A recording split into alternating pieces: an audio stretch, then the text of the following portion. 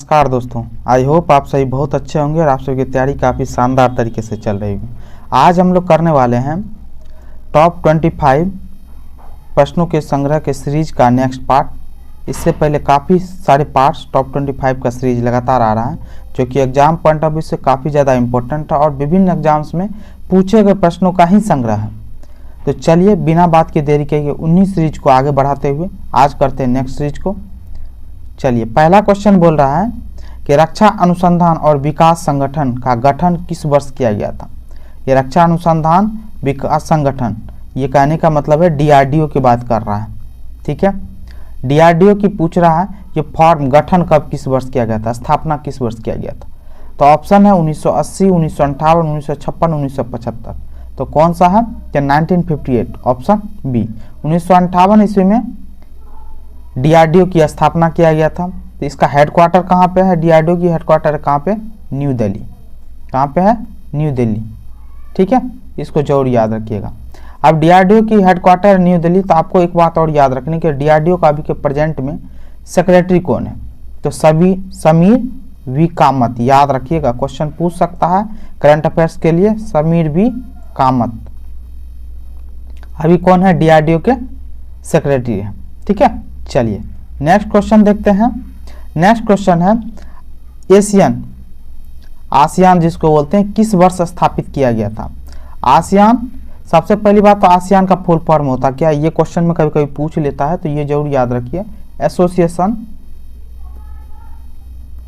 याद रखिए क्योंकि एग्जाम्स में कभी कभी फुल फॉर्म पूछते हैं ये। ठीक है, association of south east Asian nation. ठीक है, nation, association of south east Asian nation, इसका फुल फॉर्म होता है, आसियान का फुल फॉर्म होता है। ठीक है, इसमें टोटल 10 देश हैं। कितने? 10 देशों का समूह है, ग्रुप है ये। कौन? आसियान। और इसकी स्थापना किए गए थे, तो ऑप्शन में दे रखा 1985, 1975, 1967, 1958। तो इसकी स्थापना कब किया गया था आसियान का? तो 1967 में, ऑप्शन सी। ठीक है, कब? 8 अगस्त 1967 ईस्वी को। कहाँ पे हुआ था इसकी स्थापना? बैंकॉक में। ठीक है, कहाँ पे? बैंकॉक में। तो इसको भी जरूर याद रखिए। टोटल 10 देश हैं, याद रखिए 10 देश। 10 देश में कौन कौन सा है? तो आपको हम नाम बता देते हैं। सिंगापुर, फिलीपींस, ठीक है, मलेशिया, थाईलैंड, इंडोनेशिया। ये सब तो देश हैं जिस टाइम में जब स्थापना हुई थी 1967 में, तब ये सब देश थे। बाद में कुछ देश जोड़े गए इसमें ऐड हुए। कौन कौन से देश है जो बाद में ऐड हुए? ब्रूनेई देश। ठीक है, इसमें 1984 में इस आसियान का सदस्य बन गया। ठीक है, फिर वियतनाम भी 1995 में ये आसियान का मेंबर सदस्य बन गया। उसके बाद लाओस और म्यांमार 1977 में इसका सदस्य बन गया। और कंबोडिया भी कब? 1999 ईस्वी में, 1999 में इसका सदस्य बन गया। तो टोटल 5 देश पहले थे, बाद में 5 देश और जुड़ गए। तो टोटल अभी आसियान के कितने टोटल देश हैं? तो 10 हैं। तो याद रखिएगा आसियान के टोटल 10 देश हैं और इसकी स्थापना हुई थी 8 अगस्त 1967 ईस्वी को। तो ये भी जरूर याद रखिएगा। ठीक है, तो कहाँ पे हुआ था? बैंकॉक में। ठीक है, चलिए नेक्स्ट क्वेश्चन देखते हैं। और इसका हेडक्वार्टर तो जरूर याद रखिए। हेडक्वार्टर कहाँ पे है? आसियान का जकार्ता में। क्वेश्चन ये भी पूछता है। ठीक है, चलिए नेक्स्ट क्वेश्चन है संयुक्त राष्ट्र महासभा की महिला अध्यक्ष कौन थी?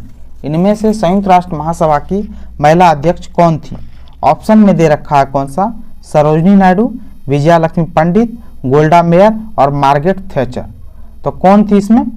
तो ये थी कौन? विजया लक्ष्मी पंडित, पंडित जवाहरलाल नेहरू की सिस्टर पंडित विजया लक्ष्मी पंडित। ये UNGS कहते सॉरी बात संयुक्त राष्ट्र महासभा की महिला अध्यक्ष थी, ठीक है। और अब जब महिला संयुक्त राष्ट्र महासभा आ गया संयुक्त राष्ट्र, तो UN की स्थापना कब हुई थी, याद रखिए 24 अक्टूबर 1945 ईस्वी को, ठीक है। संयुक्त राष्ट्र की स्थापना हुई थी। और संयुक्त राष्ट्र दिवस कब मनाते हैं, तो 24 अक्टूबर को मनाते हैं, इसको भी जरूर याद रखिएगा, ठीक है। चलिए बाकी अब इसमें बाकी सब नाम देख लेते हैं। इसमें सरोजिनी नायडू का नाम है। सरोजिनी नायडू कौन थी, तो याद रखिएगा सेकेंड राउंड टेबल में 1931 ईस्वी में सेकेंड राउंड टेबल हुआ था, ठीक है। सेकेंड राउंड टेबल में ये INC की तरफ से, इंडियन नेशनल कांग्रेस की तरफ से महिलाओं का प्रतिनिधित्व किया था। किसका, महिलाओं का प्रतिनिधित्व किया था, कौन, सरोजिनी नायडू, ठीक है। तो इसको भी जरूर याद रखिएगा, ठीक। बाकी सरोजिनी नायडू के बारे में और क्या क्या जानते हैं। सरोजिनी नायडू को आपको पता यूपी की प्रथम, बोले तो भारत की प्रथम, यूपी की और भारत की प्रथम गवर्नर थी, ठीक है, महिला गवर्नर। और भारत कोकिला के नाम से भी इनको जाना जाता है, किसको, सरोजिनी नायडू को। तो ये बात जरूर याद रखिए। और सरोजिनी नायडू प्रथम INC की भारतीय महिला थी, 1925 ईस्वी में जो अध्यक्षता की थी। प्रथम भारतीय महिला पूछेगा INC की अध्यक्षता किसने की थी, तो सरोजिनी नायडू 1925 ईस्वी में। यदि यही क्वेश्चन आपसे पूछ ले कि प्रथम महिला कौन थी जो INC की अध्यक्षता की थी, INC की प्रथम महिला 1917 ईस्वी में की थी, कौन, एनी बेसेंट, ठीक है। तो ये भी जरूर याद रखिए। इनके साथ साथ जो अटैच बातें हैं जो आपको हम बताते चल रहे, जो कि आपके एग्जाम पॉइंट ऑफ व्यू से इंपॉर्टेंट है, ठीक है। चलिए नेक्स्ट क्वेश्चन देखते हैं। बाकी इसका आंसर आपको पता चल गया। संयुक्त राष्ट्र सभा की महिला अध्यक्ष कौन थी, तो विजया लक्ष्मी पंडित, ऑप्शन बी। नेक्स्ट क्वेश्चन देखते हैं। चांद पर उतरने वाला, किस पे, चांद पर उतरने वाला पहला आदमी कौन था। तो चांद पे पहला आदमी कौन उतरा था, तो नील आर्मस्ट्रांग उतरा था, ऑप्शन ए, ठीक है। अब कभी कभी पूछ लेता चांद पे जिस जहाज से गया था, बोले तो रॉकेट से गया था, उसका नाम क्या था। तो क्वेश्चन पूछता है बहुत बार, अपोलो 11, याद रखिएगा। अपोलो 11 के द्वारा नील आर्मस्ट्रांग चांद पे उतरा था, ठीक है। ये चीज आपके जानने के लिए थी। कब गया था, तो याद रखिए चांद पे उतरा कब था ये, तो 21 जुलाई को, 21 जुलाई 1969 को ये चांद पे उतरा था। क्वेश्चन पूछता है तो ये आपके एग्जाम पॉइंट ऑफ व्यू से बहुत ज्यादा इंपॉर्टेंट थोड़ा, तो याद रखना है, ठीक है। चलिए नेक्स्ट क्वेश्चन देखते हैं। 1 इंच कितने सेंटीमीटर के बराबर होता है। 1 इंच जो है ना कितने सेंटीमीटर के बराबर होता है, तो ऑप्शन 2.54, 2.84, 2.94, 3.0। तो कितने सेंटीमीटर के बराबर होता है 1 इंच, तो 2.54 सेंटीमीटर, ऑप्शन ए हो गया, ठीक है। चलिए नेक्स्ट है कांसा जो है, कांसा ये कांसा जो है तांबा और डैश का एक मिश्र धातु है। तो कांसा किस किस का मिश्र धातु है, तो ऑप्शन में दे रखा है निकेल, टीन, जिंक और एल्युमिनियम। तो कांसा किसका किसका मिश्र धातु है, तो तांबा और किसका, टीन का मिश्र धातु है, option B, option B. Tin का क्या होता है, Sn, ठीक है। अब देखिए कांसा जो होता है ना, कांसा ये 90% होता है, ठीक है, और टीन 10% होता है। दोनों मिल करके बनाता है कौन सा, सॉरी तांबा 90% होता है और टीन 10% होता है, दोनों मिल करके कांसा का निर्माण करता है, ठीक है, याद रखिए। चलिए नेक्स्ट बात है, इसमें कुछ जानने वाली बात है, ये है कि आपको जानना है एल्युमिनियम। इसमें ऑप्शन में दे रखा है कि एल्युमिनियम, एल्युमिनियम का और कौन सा होता है, ठीक है, पूछता है क्वेश्चन, कोरोंडम, याद रखिएगा, कोरोंडम इसका और होता है, बॉक्साइट भी होता है, कौन सा, बॉक्साइट। तो ये बात आपके जानने के लिए है, तो जरूर याद रखिए। साथ साथ में ऑप्शन में दे रखा है जिंक का और क्या होता है, जिंक का होता है जिंक पाराइट, क्या होता है, जिंक पाराइट, इसको भी जरूर याद रखिए, जिंक पाराइट और कालामाइट, कालामाइट, ठीक है, ये दोनों जिंक पाराइट और कालामाइट, ठीक है, जिंक के और होते हैं। तो बाकी ये सब जरूर याद रखिएगा, जो एक्स्ट्रा आपको बताते चल रहे हैं, एग्जाम पॉइंट ऑफ व्यू से इंपॉर्टेंट है। बाकी नेक्स्ट क्वेश्चन है, -40 degree centigrade degree dash degree Fahrenheit के बराबर होता है। -40 डिग्री सेंटीग्रेड कितने डिग्री फ़ारेनहाइट के बराबर होता है, तो आपको यदि ना पता हो तो फार्मूला आपको जरूर याद रखना चाहिए, C/100 equal to F-32/180 equal to C-273.15/100। ये फार्मूला है जिसको जरूर याद रखिए, इस पर आपको किसी को भी कन्वर्ट कर सकते हैं, ठीक है। ये आपके एग्जाम पॉइंट में बहुत ज़्यादा इंपॉर्टेंट है, क्योंकि बार बार आपको पूछ लेता है सेल्सियस से फ़ारेनहाइट में, फ़ारेनहाइट से सेल्सियस में, केल्विन में बदलने के लिए, ठीक है। तो चलिए बाकी इस फार्मूला पे आप सेटअप कीजिएगा तो आपको पता चल जाएगा, ठीक है। तो यदि आप इसको सेटअप कीजिएगा तो क्या -40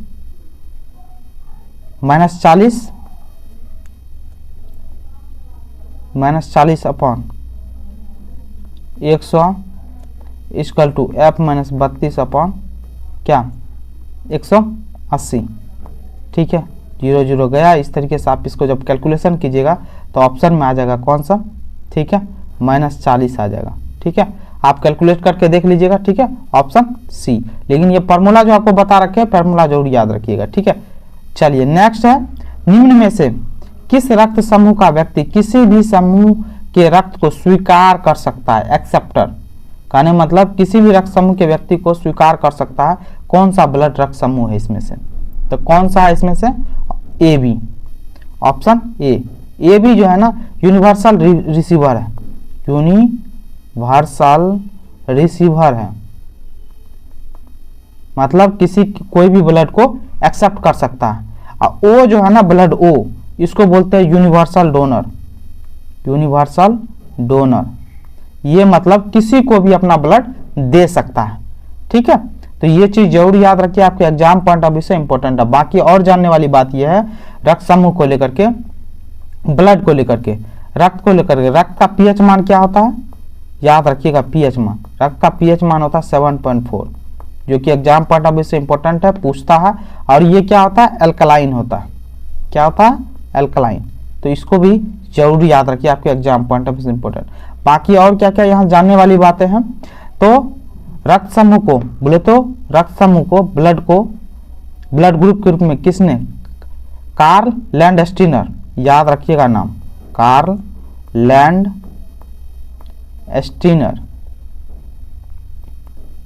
इन्होंने रक्त समूह के रूप में, ब्लड को रक्त समूह के रूप में बांटा था, ठीक है। इनके द्वारा ही कार्ल लैंडस्टीनर का नाम याद रखिएगा, ब्लड ग्रुप के रूप में कार्ल लैंडस्टीनर ने बांटा था, ठीक है। और ब्लड सर्कुलेशन कॉन्सेप्ट यदि पूछेगा कि ब्लड सर्कुलेशन, यदि ये कॉन्सेप्ट पूछेगा किसने दिया, तो विलियम हार्वे, इसका भी नाम याद रखिएगा, ठीक है, विलियम हार्वे। ब्लड सर्कुलेशन का कॉन्सेप्ट दिया था कौन, विलियम हार्वे ने, ठीक है। और इसी तरीके से क्वेश्चन पूछ लेगा ब्लड को लेकर, आरएच फैक्टर के बारे में जानते होंगे ना, आरएच फैक्टर को किसने दिया था, लैंडस्टीनर ने दिया था, ये भी याद रखिएगा, आपके एग्जाम पॉइंट ऑफ व्यू से इंपॉर्टेंट है, ठीक है। चलिए बाकी इसका आंसर कौन सा होगा, ऑप्शन ए बी। चलिए नेक्स्ट क्वेश्चन देखते हैं, प्रकाश तरंगे ध्वनि तरंगों से भिन्न होती है, कैसे, प्रकाश तरंगे ध्वनि तरंगों से भिन्न होती है कैसे, तो इस देखिए इसमें आंसर, ऑप्शन देखते हैं, प्रकाश तरंगे विद्युत चुंबकीय तरंगे हैं लेकिन ध्वनि तरंगे नहीं है, एकदम सही बात है, एकदम सही है ये, ठीक है, पहला ऑप्शन ही इसका सही है। चलिए नेक्स्ट क्वेश्चन देखते हैं, ग्रह हैं, अब क्या बोल रहा है, ग्रह हैं, ग्रह क्या होती है, तो ग्रह होती है, क्या होती है, ऑप्शन है चमकदार पिंड जो ट्विंकल करते हैं, नहीं, गैर चमकदार पिंड जो ट्विंकल करते हैं, नहीं, चमकदार पिंड जो ट्विंकल नहीं करते, नहीं, गैर चमकदार बॉडी जो ट्विंकल नहीं करते, ऑप्शन डी। ग्रह जो होती है ना वो चमकदार नहीं होता, नॉन लुमिनियस होता है, मतलब कि वो चमकता नहीं है और उसमें अपनी खुद की लाइट नहीं होती है, ठीक है। तो गैर चमकदार से जो ट्विंकल नहीं करते, ऑप्शन डी। चलिए नेक्स्ट क्वेश्चन देखते हैं, यदि आप 10 सेंटीमीटर, क्वेश्चन है, यदि आप 10 सेंटीमीटर प्रति सेकंड की गति से दर्पण की ओर बढ़ते हैं तो आपकी छवि डैश गति से आप तक पहुंच जाएगी, कहने का मतलब यदि ये दर्पण है, ठीक है, आप यदि दर्पण की ओर 10 सेंटीमीटर पर सेकंड की ओर से चलिएगा दर्पण की ओर, तो दर्पण की ओर जो चलिएगा तो ठीक है, तो आपकी छवि आपकी ओर कितने स्पीड से चलेगी तो याद रखिएगा हमेशा ये डबल हो जाता है, तो ये आपकी तरफ छवि जो है ना डबल स्पीड से चलती है। तो 10 सेंटीमीटर पर सेकंड से आप चल रहे हैं तो दर्पण की छवि डबल बोले तो 20 सेंटीमीटर पर सेकंड के से आपकी ओर से चलेगी। तो कौन सा हो जाएगा? Option C. ठीक है, चलिए नेक्स्ट क्वेश्चन है पॉलीथीन। पॉलीथीन किसके बहुलक द्वारा तैयार किया जाता है? तो पॉलीथीन किसके बहुलक द्वारा तैयार किया जाता है? तो कौन सा ऑप्शन देख लेते हैं। ऑप्शन है मीथेन, एसिटिलीन, एथिलीन और एथेन। तो किसके द्वारा? Ethylene, option C. पॉलीथीन किसके बहुलक द्वारा तैयार किया था? एथिलीन के द्वारा। ठीक है, चलिए नेक्स्ट क्वेश्चन है, वैसे मीथेन को आपको जानते ही हैं, CH4 बोलते हैं इसको, मीथेन को। ठीक है, मार्स गैस के नाम से भी जाना जाता है। ये कौन सा? मीथेन, मार्स गैस के नाम से भी जाना जाता है और इसको ग्रीन हाउस गैस भी है, ग्रीन हाउस गैस भी मीथेन को बोला जाता है। ठीक है, चलिए और एथिलीन का, अब एथिलीन का इस्तेमाल याद रखिएगा आपको, ये फ्रूट्स को पकाने में काम आता है। ठीक है, चलिए नेक्स्ट क्वेश्चन देखते हैं हम। नाइट्रोजन का निर्धारण, नाइट्रोजन का निर्धारण का अर्थ है, नाइट्रोजन के निर्धारण का अर्थ क्या होता है? तो नाइट्रोजन के निर्धारण का अर्थ होता है क्या चीज? तो वायुमंडलीय नाइट्रोजन के उपयोगी यौगिक में संवहन। ठीक है, तो नाइट्रोजन के निर्धारण को वायुमंडल में नाइट्रोजन के उपयोगी यौगिकों में संवहन करना होता है, ऑप्शन बी। नेक्स्ट देखते हैं ऑक्सीकरण एक प्रक्रिया। ऑक्सीकरण क्या? एक प्रक्रिया है जिसमें शामिल है, ऑक्सीकरण एक प्रक्रिया है जिसमें क्या होता है? तो क्या होता है इसमें? इलेक्ट्रॉनों की हानि होती है। ऑक्सीकरण में क्या होता है? इलेक्ट्रॉनों की हानि होती है, याद रखिएगा। ऑक्सीडेशन, जहां भी ऑक्सीडेशन होगा बोले तो ऑक्सीकरण होगा, वहां लॉस ऑफ इलेक्ट्रॉन होगा। क्या होगा? Loss of electron. ठीक है, जहां पे रिडक्शन होगा, जहां पे यदि रिडक्शन हुआ तो वहां पे याद रखिएगा गेन ऑफ इलेक्ट्रॉन होगा। ठीक है, इतनी बात जरूर याद रखिए। ठीक है, चलिए बाकी ऑप्शन कौन सा हो गया? Option A. चलिए नेक्स्ट क्वेश्चन देखते हैं। 20 फरवरी 1947 को, 20 फरवरी 1947 को ब्रिटिश प्रधानमंत्री ने ब्रिटिश सरकार के भारत छोड़ने तक के निर्णय की घोषणा की। भारत छोड़ने की घोषणा की कब की थी? तो जून 1948 में, ऑप्शन सी। जून 1948 को ब्रिटिश प्रधानमंत्री ने भारत को 20 फरवरी 1947 तक छोड़ने की घोषणा की थी। अब कौन सा ब्रिटिश प्रधानमंत्री था जो इसने घोषणा की थी? तो याद रखिए क्वेश्चन पूछ लेता है, क्लीमेंट एटली।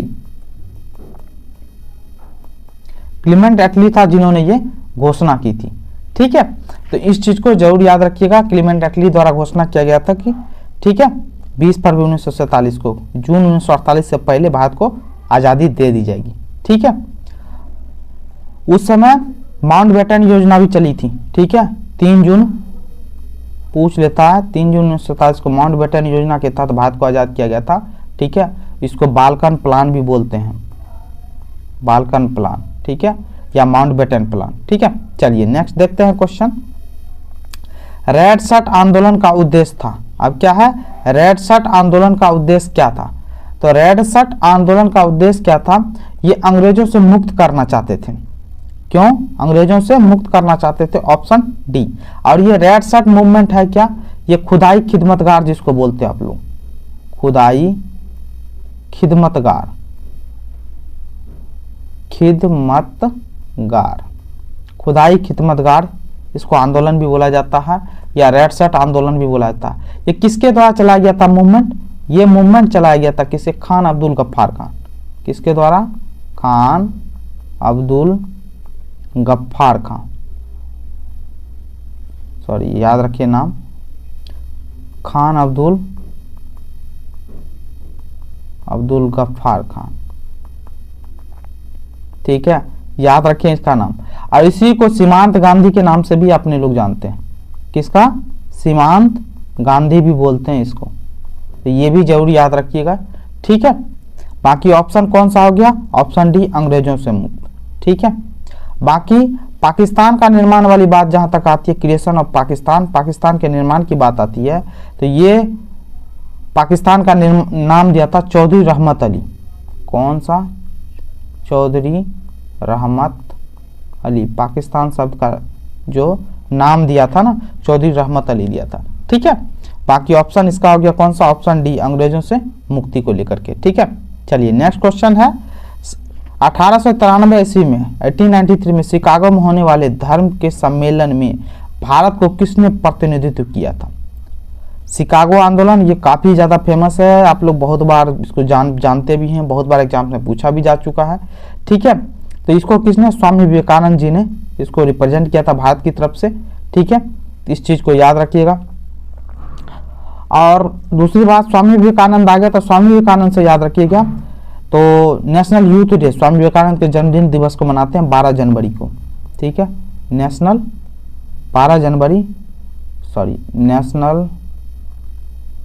यूथ डे मनाते हैं हम लोग। ठीक है, तो इस चीज़ को याद रखिएगा। चलिए बाकी ऑप्शन के हिसाब से और सब हम देख लेते हैं। दादा भाई नौरोजी, दादा भाई नौरोजी को ये ब्रिटिश हाउस ऑफ कॉमन्स में, ब्रिटिश हाउस ऑफ कॉमन्स में इलेक्ट होने वाले प्रथम भारतीय थे। 1892 ईस्वी में ये इलेक्ट हुए थे। ठीक है, लिबरल पार्टी से, पूछ लेता कभी कभी किस पार्टी से ये इलेक्शन लड़े थे, तो लिबरल पार्टी से। ये भी क्वेश्चन आपसे पूछा जाता है। और कब जीते थे, 1892 ईस्वी में। ठीक है, ठीक है, तो ये चीज़ याद रखिएगा। बाकी इसको दादा भाई नौरोजी को grand old man of India भी बोलते हैं।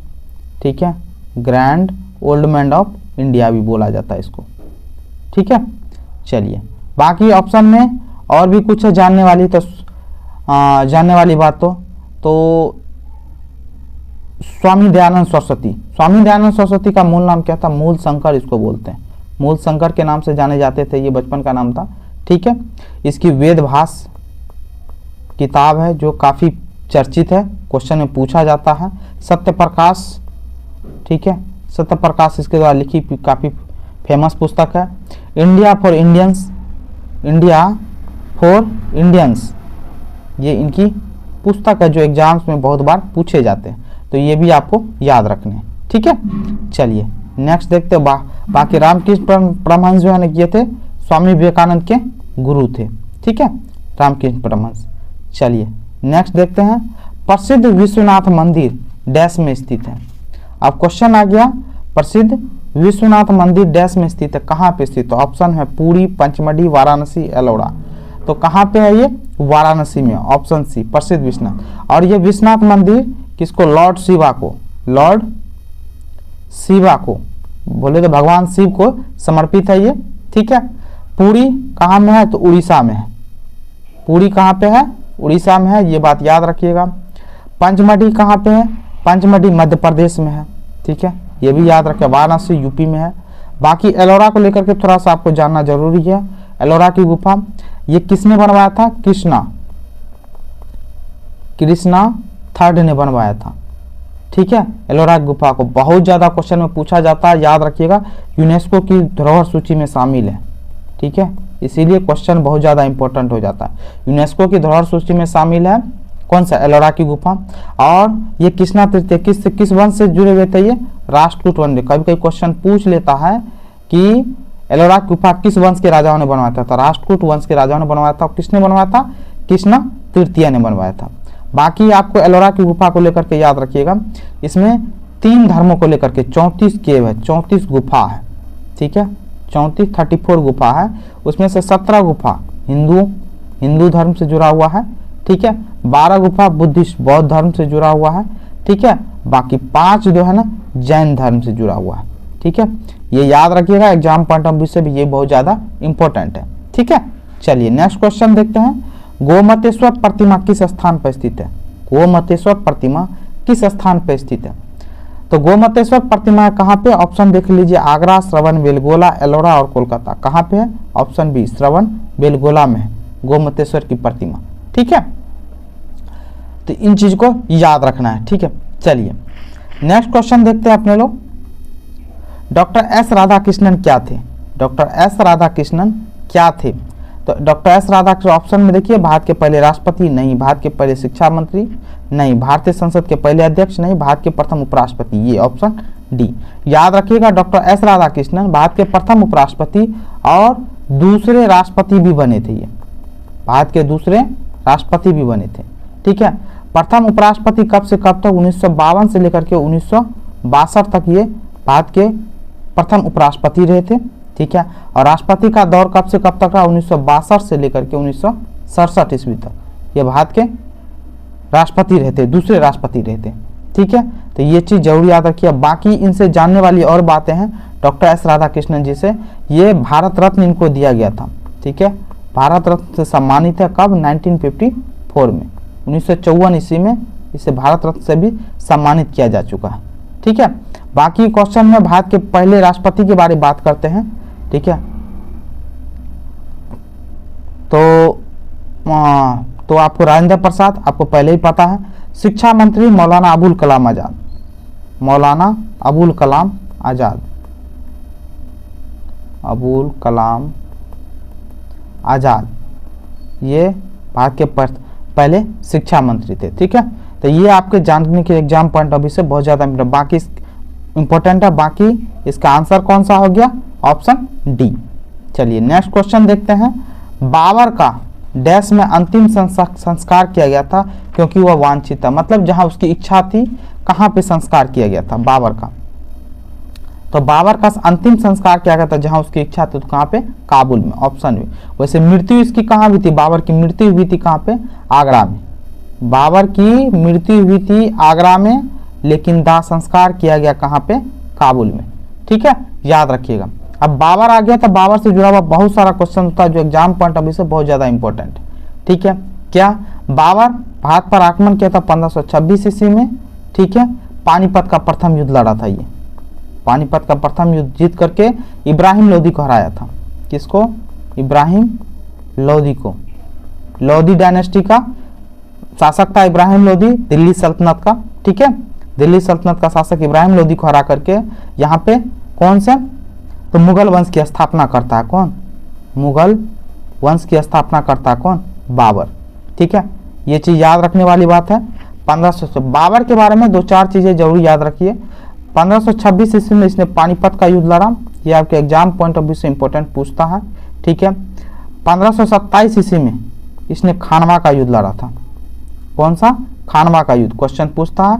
राणा सांगा के संग लड़ा था ये खानवा का युद्ध, किससे, राणा सांगा के संग लड़ा था। पानीपत का ऑलरेडी बता चुके हैं, इब्राहिम लोदी के साथ लड़ा था ये। ठीक है, बाकी 1528 ईस्वी में एक युद्ध लड़ा था। ठीक है, मंदेरी चंदेरी का युद्ध बोलते हैं इसको, चंदेरी का युद्ध, मंदेरी का युद्ध। ठीक है, ये चंदेरी का युद्ध लड़ा था। ठीक है, 1528 ईस्वी में। फिर 1529 ईस्वी में भी युद्ध लड़ा था ये। ठीक है, 1529 में घाघरा का युद्ध लड़ा था अफगानों के साथ, अफगान के साथ युद्ध लड़ा था 1529 ईस्वी में। तो ये चीज याद रखिएगा, 1526, 1527, 1528, 1529 एग्जाम में बहुत बार पूछे जाते हैं, एग्जाम से उल्टा उल्टा करके। ठीक है, तो बाकी याद रखना है, ठीक वाली बात को। बाकी आगरा से एक बात याद रखिएगा, आगरा शहर की स्थापना किसने किया था, तो सिकंदर लोधी ने स्थापना की थी। ठीक है, किसने, सिकंदर लोधी ने आगरा शहर की स्थापना की थी। ठीक है, और यही वो सिकंदर लोधी है जिसने गजे सिकंदरी चलाया था। ठीक है, गजे सिकंदरी। ठीक है, चलिए नेक्स्ट क्वेश्चन देखते हैं। भारत में स्वदेशी आंदोलन किसके दौरान शुरू किया गया था। स्वदेशी आंदोलन का टाइम पीरियड यदि आपको याद हो तो इससे तुरंत समझ में आ जाएगा कब हुआ था। तो 7 अगस्त 1905 को स्वदेशी आंदोलन स्टार्ट हुआ था। 1905 से लेकर 1911 तक स्वदेशी आंदोलन चला था। ये कब, बंगाल विभाजन के टाइम पीरियड का था। तो आंसर कौन सा होगा, आंदोलन बंगाल विभाजन को फिर से जन्म देता है, ऑप्शन बी। ठीक है, बंगाल विभाजन को रोकने के लिए स्वदेशी आंदोलन को चलाया गया था। ठीक है, 1905 से 1911 तक चला था। ठीक है, चलिए नेक्स्ट देखते हैं। डीजल इंजनों का क्या बोल रहा है, डीजल इंजनों का निर्माण कहाँ किया जाता है। तो डीजल इंजन का निर्माण कहाँ पर किया जाता है, तो ऑप्शन है चितरंजन, वाराणसी, भोपाल और जमशेदपुर। तो कहाँ पे किया जाता है, तो वाराणसी में, ऑप्शन बी। ठीक है, एक है चितरंजन लोकोमोटिव, ये कहाँ पे है चितरंजन लोकोमोटिव, ये वेस्ट बंगाल में। ठीक है, ये भी याद रखना है। ठीक है, कोच फैक्ट्री पूछेगा भारत में, कोच फैक्ट्री कोच फैक्ट्री को लेकर के पूछेगा तो कपूरथला याद रखिएगा, कपूरथला, ठीक है, पंजाब में है, ये चीज याद रखने वाली बात है। और पेराम्बूर में क्या है, पेराम्बूर में भी है, ठीक है, पेराम्बूर जो कि कहाँ पे है, तमिलनाडु, यहाँ कोच फैक्ट्री है। कपूरथला पंजाब में है, पेराम्बूर तमिलनाडु में, जहाँ पे कोच फैक्ट्री है, ठीक है। ये क्वेश्चन में पूछते हैं बार बार, कहीं कहीं घुमा के आ जाता है, तो जरूर याद रखिए, ठीक है। चलिए नेक्स्ट है नागार्जुन सागर परियोजना, कौन सा है, नागार्जुन सागर परियोजना किस नदी पे है, तो नागार्जुन सागर परियोजना है किस, कौन सी नदी पे, ऑप्शन है कृष्णा नदी पे, तो कृष्णा नदी पे नागार्जुन सागर परियोजना है, इस चीज को याद रखिए। बाकी आपको बता दें यहाँ पे श्रीशैलम बांध, कृष्णा नदी पे भी श्रीशैलम बांध, ये भी पूछ लेता है, श्रीशैलम बांध किस नदी, कौन सी नदी पे है, तो कृष्णा नदी पे है। बाकी ऑप्शन के हिसाब से आपको बता दें गोदावरी जो है ना, और गोदावरी आपके लिए क्या है, गोदावरी पे एक प्रोजेक्ट है Polavaram project, Polavaram project, Polavaram project, ठीक है, बहुत ज़्यादा फेमस है, एग्जाम में बहुत बार पूछा जाता है। पोलावरम प्रोजेक्ट कहाँ पर है, आंध्र प्रदेश में है, आंध्रा में, ठीक है। तो इस चीज़ को याद रखिए, कौन सी नदी पे है, गोदावरी नदी पे। बाकी और आपके जानने के लिए बता दें कावेरी, कावेरी नदी 4 स्टेट के बीच में मतलब बोले तो एक तरीके से बोले तो मुद्दा चलता है, झगड़ा का कारण है, कहाँ पे, कर्नाटक में, केरला में, तमिलनाडु में और पुदुचेरी में, पुदुचेरी में 4 स्टेट में होकर बहती है। इसका पानी, कावेरी नदी का पानी हमेशा डिस्प्यूट है इन 4 स्टेटों के बीच में, ठीक है, तो ये जरूर याद रखिएगा, ठीक है। बाकी ताप्ती, ताप्ती नदी जो है, ताप्ती और नर्मदा ये रिफ्ट वैली बनाती है, ठीक है, और रिफ्ट वैली बनाती है, और साथ साथ में कहाँ पे, रिफ्ट वैली एस्चुरी बनाती है, ठीक है, रिफ्ट वैली एस्चुरी बनाती है, और लास्ट में कहाँ पे, अरब सागर में जाके गिर जाती है, नर्मदा और ताप्ती। तो जरूर याद रखिएगा इसको, एग्जाम पॉइंट ऑफ व्यू से इंपॉर्टेंट है आपके लिए, ठीक है। चलिए नेक्स्ट क्वेश्चन देखते हैं, और ये आज का लास्ट क्वेश्चन है, ऑपरेशन फ्लड। ऑपरेशन फ्लड किससे संबंधित है, तो बाढ़ नियंत्रण, सिंचाई सुविधाओं का प्रावधान, खाद्यान्न में बफर स्टॉक का निर्माण, शहरों में दूध की उपलब्धता में सुधार। तो कौन सा होगा ऑपरेशन फ्लड, सबसे पहली बात ऑपरेशन फ्लड को ये व्हाइट रिवॉल्यूशन के नाम से जानते हैं अपने, व्हाइट रिवॉल्यूशन, व्हाइट रिवॉल्यूशन जिसको दुग्ध क्रांति भी बोलते हैं आप लोग, दूध क्रांति, ठीक है, ठीक है। अब किसके द्वारा लाया गया था, वर्गीज कुरियन के द्वारा, वर्गीज कुरियन, फ्लड रिवॉल्यूशन वर्गीज कुरियन के द्वारा इसको हम लोग जानते हैं, ठीक है, जो कि अमूल के संस्थापक, अमूल दूध जानते होंगे, अमूल के संस्थापक भी हैं ये, ठीक है। तो इसको जरूर याद रखिएगा। तो कौन सा हो गया, ऑप्शन डी, शहरों में दूध की उपलब्धता को सुधार करने के लिए। बाकी आपको और जानने वाली बात यह है कि व्हाइट रिवॉल्यूशन स्टार्ट कब हुआ था, लॉन्च कब हुआ था white flood revolution, white revolution start हुआ था कब, 13 जनवरी 1970 को व्हाइट रिवॉल्यूशन को स्टार्ट किया गया था, ठीक है। तो ये थे आज के आपके टॉप 25 प्रश्नों के संग्रह का व्याख्या। आई होप ये व्याख्या आपको पसंद आया होगा, पसंद आया तो प्लीज करके चैनल को लाइक करें और चैनल को सब्सक्राइब करके हमें सपोर्ट जरूर करें, ठीक है। Thank you so much.